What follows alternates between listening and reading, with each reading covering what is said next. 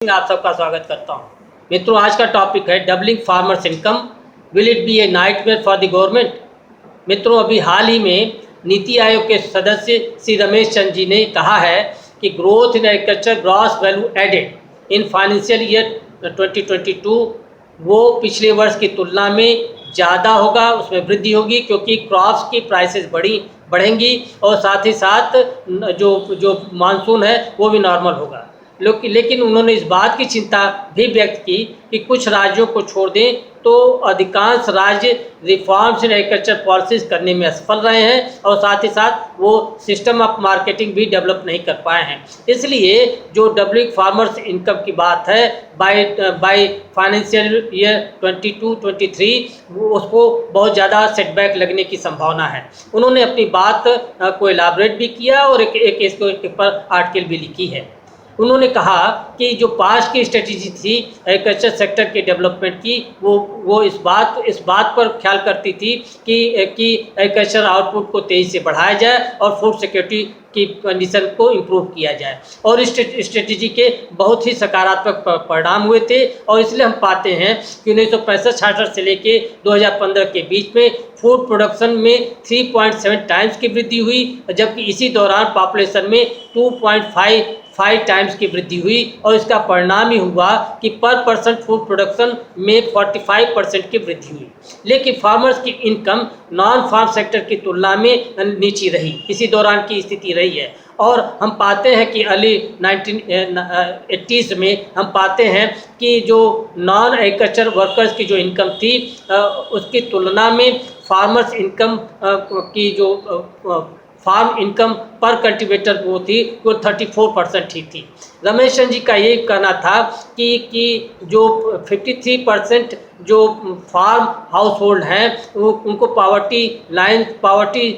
उनकी पावर्टी दूर नहीं की जा सकती थी क्योंकि उनके पास 0.63 हेक्टेयर्स लैंड ही रहा। और वो उन्होंने ये बताया है कि 2013 का जो डाटा उन्होंने यूज़ किया है, और उन्होंने कहा कि जो फार्म हाउस होल्ड की इनकम है, एवरेज जो इनकम रही है वो चाहे फार्म की हो चाहे नॉन फार्म सोर्सेज से हो, वो 77,112 रुपये थी, और जिसमें से 60% जो है वो एग्रीकल्चर हाउस होल्ड की इनकम फार्म एक्टिविटीज से मिलती थी, अर्थात खेती किसानी से प्राप्त होती थी या पशुओं को घर में रखने से होती थी, और केवल 40% जो है जो इनकम थी वो नॉन फार्म सोर्सेज से होती थी, अर्थात जो मजदूरी वेजेस से या सैलरी से या नॉन फार्म बिजनेस एक्टिविटी से इत्यादि से होता था। इसीलिए 28 फरवरी 2016 को प्राइम मिनिस्टर मोदी ने ये कहा था, उनका एक स्वप्न रहा है कि 2022-23 तक फार्मर्स की इनकम को दुगना कर दिया जाए। यद्यपि श्री रमेश चंद्र जी ने ये भी बताया था कि फार्मर्स की जो इनकम है 2 बार दुगनी हुई नॉर्मल प्राइसेस पर, वो था 87-88 से लेके 1992-93 के बीच में, और 2004-05 से लेके 2009-10 के बीच में, और सरकार इस समय की सरकार भी ये काम करना चाहती है। लेकिन 2022-23 तक फार्मर्स की इनकम को दुगना करने के लिए ये आंका गया है कि जो फार्मर्स की इनकम है उसमें एनुअल ग्रोथ रेट उसमें ग्रोथ होनी चाहिए 10.41% से। इसलिए एग्रीकल्चर सेक्टर के विभिन्न क्षेत्रों में सुधार करने की आवश्यकता होगी, और ये सेक्टर हैं improvement in productivity, improvement in total farm factor productivity, diversification towards high value crops, increase in crop intensity, improving terms of trade for farmers, and shifting cultivator to non-farm farm and subsidiary activities. मित्रों, अब इसको हम लोग elaborate करें, इनको समझने की कोशिश करें कि इम्प्रूवमेंट इन प्रोडक्टिविटी कैसे होगी। तो इम्प्रूवमेंट इन प्रोडक्टिविटी करने के लिए एग्रीकल्चर आउटपुट को बढ़ाने के लिए या तो एरिया बढ़ानी पड़ेगी या प्रोडक्टिविटी बढ़ानी पड़ेगी, लेकिन एरिया जो है एग्रीकल्चर सेक्टर की एरिया बढ़ा पाना मुश्किल असंभव है। इनफैक्ट हम लोग ये पाते हैं कि 2004-05 के पश्चात 10 लाख हेक्टेयर एग्रीकल्चर लैंड को जो डाइवर्ट किया गया नॉन एग्रीकल्चर यूज में, इसलिए एरिया को हम नहीं बढ़ा सकते हैं। और प्रोडक्टिविटी का जहाँ तक प्रश्न है, केवल वीट को छोड़ दें, गेहूँ के छोड़ करके लगभग सभी क्रॉप्स में वर्ल्ड एवरेज से कम हमारी प्रोडक्टिविटी है और इसको बढ़ाने की आवश्यकता है।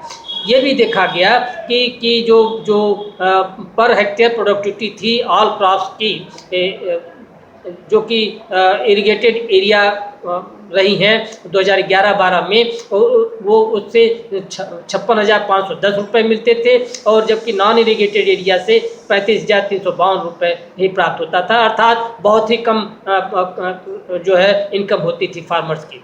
एग्रीगेट प्रोडक्टिविटी जो क्रॉप सेक्टर की है वो 2001 से लेकर 2013-14 के बीच में वो बढ़ रही थी 3.1% पर ईयर के आधार पर, और जो लाइव स्टॉक है उसमें वृद्धि 4.5% के आधार पर हो रही थी।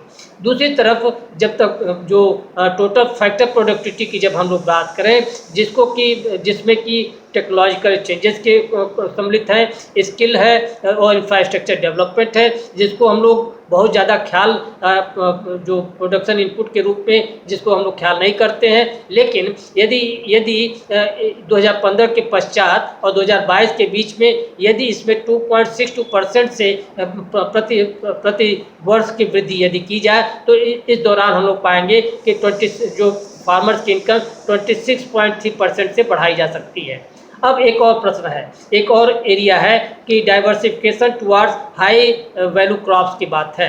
तो हम लोग पाते हैं कि अभी तक 77% जो एरिया है, ग्रॉस क्रॉप्ड एरिया हिंदुस्तान में है, वो स्टेपल क्रॉप्स के अंतर्गत आता है, अर्थात सीरियल्स का, पल्सेस और ऑयलसीड्स का उत्पादन होता है, और जबकि इसका टोटल आउटपुट में इसका परसेंटेज 41% हुआ करता है। जबकि दूसरी तरफ जो हाई वैल्यू क्रॉप्स हैं, जैसे मतलब हुआ कि फ्रूट्स हैं, वेजिटेबल्स हैं, फाइबर हैं, या स्पाइसेस हैं, या शुगर केन जैसी फसलों का उत्पादन करने में भी केवल 19% ही ग्रॉस क्रॉप एरिया का उपयोग करते रहे हम लोग। 2013-14 का ये सब डाटा है, लेकिन इससे उत्पादन जो है वो 41% ही के आसपास से टोटल आउटपुट में उसका योगदान रहता था। इसका अर्थ ही हुआ कि हाई वैल्यू क्रॉप्स में यदि खेती ज़्यादा की जाए तो ज़्यादा इनकम प्राप्त होने की संभावना है। मित्रों, जो हाई वैल्यू वैल्यू क्रॉप्स की प्रोडक्टिविटी है, एवरेज प्रोडक्टिविटी को यदि एस्टिमेट किया गया है, वो पाया गया है कि पर हेक्टेयर होती है 1,41,777 रुपये पड़ती है। जबकि स्टेपल क्रॉप्स में अर्थात अनाजों के उत्पादन में हम लोग पाते हैं कि केवल पर हेक्टेयर से 41,169 रुपये की प्राप्ति होती है। और इसका अर्थ हुआ कि हाई वैल्यू क्रॉप्स में यदि हम लोग खेती ज़्यादा करें तो जो स्टेपल क्रॉप्स की तुलना में 1,01,608 रुपये पर हेक्टेयर ज़्यादा आय प्राप्त हो सकती है। तो इसका अर्थ हुआ हाई वैल्यू क्रॉप्स की तरफ आपको खेत को ले जाने की आवश्यकता है। मित्रों, जहाँ तक इंक्रीज इन क्रॉप इंटेंसिटी की बात है, इसको भी देखने की आवश्यकता है कि दो फसलें, एक ही लैंड से दो फसलें जो हम लोग प्राप्त करते हैं वो 38.9% आप जो है सोन एरिया है, और अराउंड 60% जो खेत है उसमें दूसरी फसल नहीं ली जा पाती है, क्योंकि हम लोग के पास इरिगेशन की फैसिलिटी नहीं है, सिंचाई के साधन नहीं है। तो सिंचाई का साधन आपको बढ़ाना होगा। और जो इंक्रीज इन क्रॉप इंटेंसिटी की जो बात है, यदि इसको बढ़ाया जाए तो इनकम में, फार्मर्स की इनकम में 3.4% इन 7 ईयर्स हो सकता है, या 4.9% की 10 ईयर्स हो सकता है। तो 2022-23 तक आप प्रयास करें कि ज़्यादा खेत में डबल जो है फसल लिया जाए। हम लोग को एक और बात करनी है कि improvement in terms of trade भी किया जा सकता है, अर्थात जो है वॉल्यूम ऑफ आउटपुट बढ़ाए बिना यदि प्राइसेस बढ़ जाए तो रियल इनकम तो फार्मर्स की बढ़ जाएगी। यदि क्रॉप की प्राइसेस बढ़ती है, ज़्यादा पैसा मिलता है, तो रियल इनकम फार्मर्स की बढ़ती है।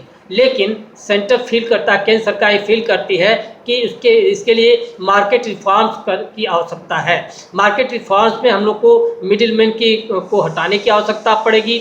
जो वैल्यू चेन है एग्रीकल्चर सेक्टर में उसको मॉडर्नाइज करना होगा। जो मॉडर्न प्राइवेट इन्वेस्टमेंट है उसको अट्रैक्ट करना होगा और साथ ही साथ जो बेटर जो फार्मर्स के लिए बेटर डील करने की आवश्यकता है।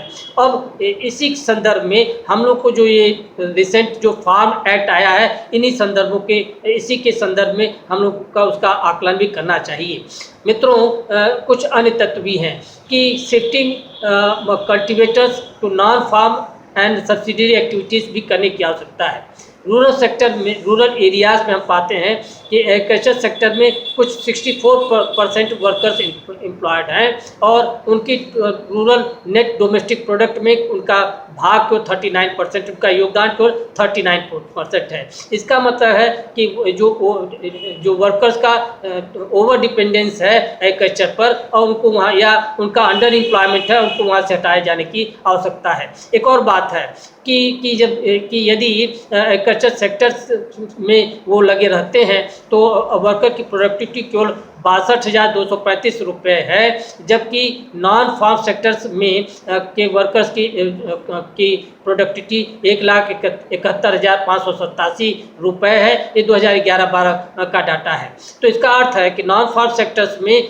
जो फार्म सेक्टर की तुलना में 2.76 टाइम्स ज़्यादा इनकम जनरेट हो सकती है। इसलिए नॉन फार्म सेक्टर्स में एग्रीकल्चर वर्कर्स को ले जाने की आवश्यकता है। मित्रों, ये सब चीज़ें तो हुई, तो इसका अर्थ भी हुआ कि 7 साल में यदि इन सभी प्रयासों को किया जाए तो पोटेंशियल सोर्स ऑफ ग्रोथ क्या है जो इनकम की है फार्मर्स की, वो 75.1% होगा और 10 ईयर्स में यदि इसको ट्रांसलेट किया जाए तो 107.5% होगा। तो इसका अर्थ है कि 10 साल में ये ज़्यादा संभावना है कि फार्मर्स की इनकम बढ़ सकती थी। लेकिन यदि आप तुरंत प्रयास करना चाहते हैं कि 2022 तक इनकम बढ़ जाए तो इसके लिए सभी सोर्सेस में जो है आपको 33% से वृद्धि करना पड़ेगा और आपको क्रॉप प्रोडक्टिविटी को आपको रिक्वायरमेंट क्या होगी उसकी बढ़ाने की, वो 4.5% बढ़ानी होगी। लाइव स्टॉक की जो वैल्यू एडेड है उसमें 6.0% पर ईयर की वृद्धि करनी होगी, तभी जो फार्मर्स की इनकम डबल हो सकती है 2022 तक। टोटल जो टीएफपी की ग्रोथ जो आप कह रहे हैं उसमें भी जिसमें कि रिसर्च एंड डेवलपमेंट सम्मिलित है, एक्सटेंशन सम्मिलित है और स्किल डेवलपमेंट की बात है, उसमें 3.0% एनुअल जो है इंक्रीज करनी होगी ग्रोथ में।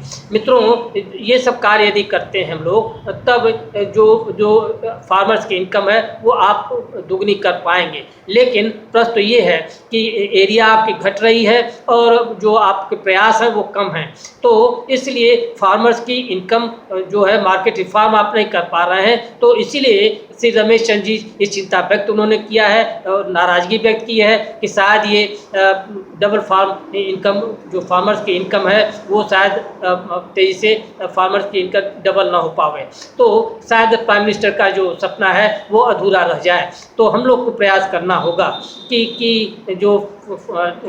इसको सब लोग मिलकर के या फार्म सेक्टर के लोगों को आप नॉन फार्म सेक्टर में ले जाएं और अन्य जो सोर्सेस हैं उनको बढ़ाने की आवश्यकता होगी। धन्यवाद।